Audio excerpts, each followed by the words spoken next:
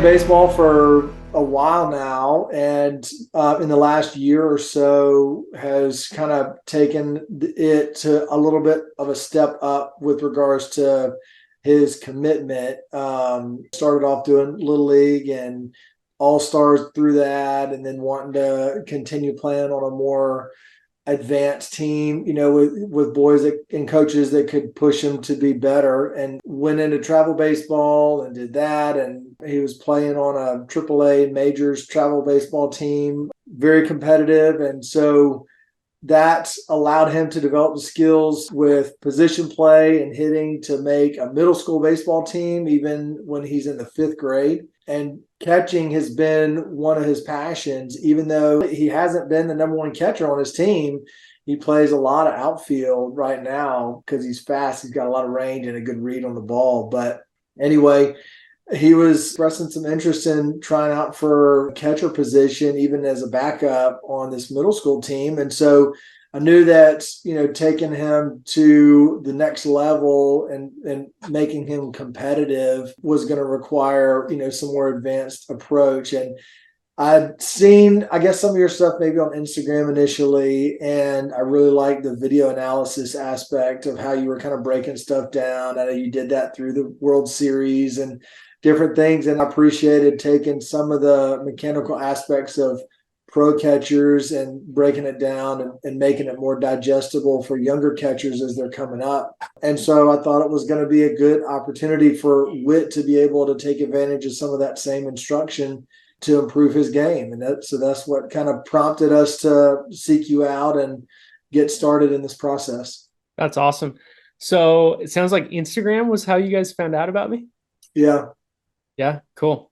I like it. So what was the thing that pushed you over the edge to say, you know what? Yeah, let's commit to this program and let's get the coaching that we need rather than just watching the videos. I think that it was the personalized video analysis aspect of that program that you had mentioned, and seeing how it benefited other boys. And I know enough about coaching and baseball in general, and I've coached some of his teams, but being receptive to somebody else with a fresh perspective and a different approach is always good. And so some of the stuff he'd already been exposed to, but being able to go back and reinforce it and build that foundation like you talked about in some of your videos, where you start off with the basic things and learn the movements and master those and then add new things to it, we thought was going to be good. And so establishing those habits and getting that video instruction that we can even go back and refer to later.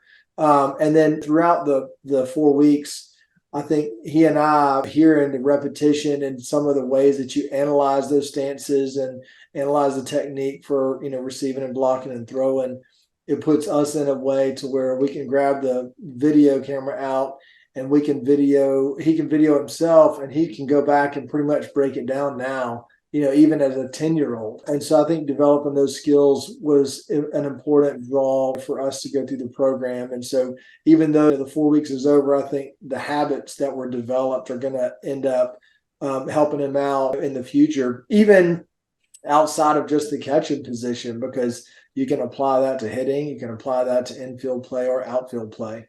Yeah, I love it. So what would you say was what was it like? If you had to explain what you did to someone else, what would you say? So mainly I worked on my stances, and I found the shapes of my stances and everything and how to get that right. And then receiving, I learned the windshield wipe. I learned how to get my glove flat and how basically the only thing that you can do wrong is bounce and how to fix that bounce. And throwing, when I started, I just needed to get my elbow up, and I learned how your hips go first and your arm goes up and then you do it. And I learned how to throw on my knees, and blocking. I learned a good way to slide and everything. That's awesome, man. And how long would you guys practice for every day?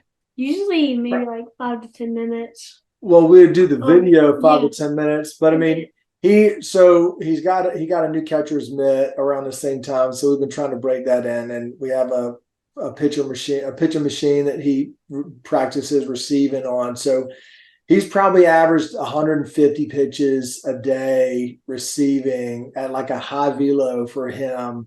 Like a top end middle school velo that he can just familiarize himself being able to receive those pitches and be comfortable with that before he really gets into that season. So it's probably 30 minutes a day on average. I'd say we did doing all that stuff. Nice. What kind of machine are you guys using? A Hack Attack Junior. Cool. Cool. And where did you get that from? Just Amazon? We ordered it. I think Hot Bats or something like that Cool. was a business. Yeah, we were able to get it from them. So they Cool. came from the manufacturer. It was good. Great. Yeah, we're putting it to use for sure. I think that is the best investment that you could get is just getting access to being able to catch the balls and videoing yourself and then learning how to give yourself feedback or getting feedback from someone like me, right? I think that's the best thing that you can do, 100%. So good job. You guys are doing the right things from a young age. Whit, you're in good hands, bro. Yeah, we're trying. And obviously, catching for several years, he's real comfortable and looks natural blocking. And he's comfortable catching, mid to upper to high pitches in the zone.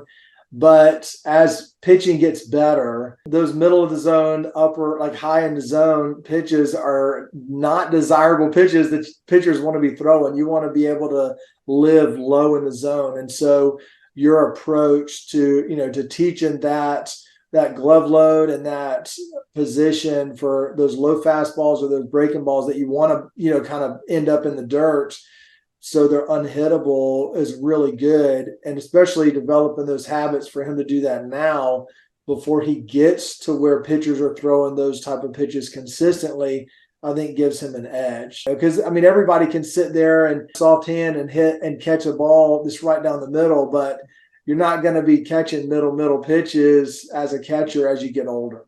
Yep. Yeah, absolutely. I love it. Okay, so Whit, we'll start with you on this one. What change have you seen? Like if you had to say before I was like this, now I'm like this, what would you say? My stances changed a lot, and I watch the baseline video multiple times, and then I will watch a video now, and then I would see how different the shapes were and how much more connected I was in receiving. I think I just got a lot more smoother, catching the ball and not bouncing or just getting my glove up way too early. And that was probably the main differences I saw. Yeah, I love it. I love it. And Will, what about you?